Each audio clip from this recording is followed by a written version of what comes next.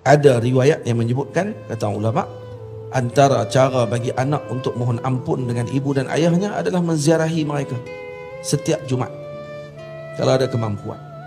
Ziarah sahaja akan boleh menyebabkan anak tadi diampunkan dosa dan dicatatkan dengan sebagai anak yang berbakti kepada kedua ibu ayahnya. Di sini saya sebutkan dia punya tertibnya.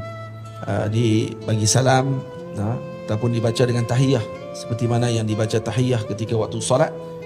Sampai itu bagi at-tahiyyatul mubarakatus salawatut tayyibatu lillah. Assalamu alayka ayyuhan nabiy wa rahmatullahi wa barakatuh. Assalamu alayna wa ala ibadillahis salihin. Sampai kat situ. Kemudian bagi salam kepada mak ayah kita. Assalamu alayka atau assalamu alaikum ya abi. Assalamu alaikum ya ummi. Jadi salam sejahtera kepada ayah, kepada ibu. Kemudian baca Al-Fatihah. Baca Fatihah, baca Qul huwallahu ahad 11 kali. Kemudian angkat tangan baca doa. Dan moga-moga itu diberikan oleh Allah dengan pahala yang berlipat ganda.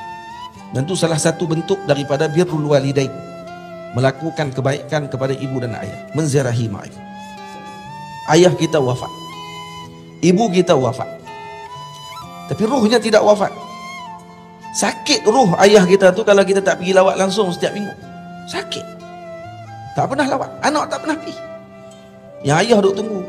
Tengok, kalau kita nampak, kalau dibuka hijab oleh Allah Ta'ala, nampak ayah kita dekat situ, dan nampak ahli kubur yang lain, ahli kubur ayah semua, mereka akan rasa cemburu ketika ada anak yang setiap minggu akan datang ke ayahnya. Setiap minggu akan datang ke ayahnya. Ayah orang lain cemburu pada waktu tersebut. Tengok, Masya Allah. Tapi mungkin anak kami tak boleh main. Mungkin dihadiahkan Fatihah daripada jauh. Kerana kita nanti akan mati. Kita akan mati.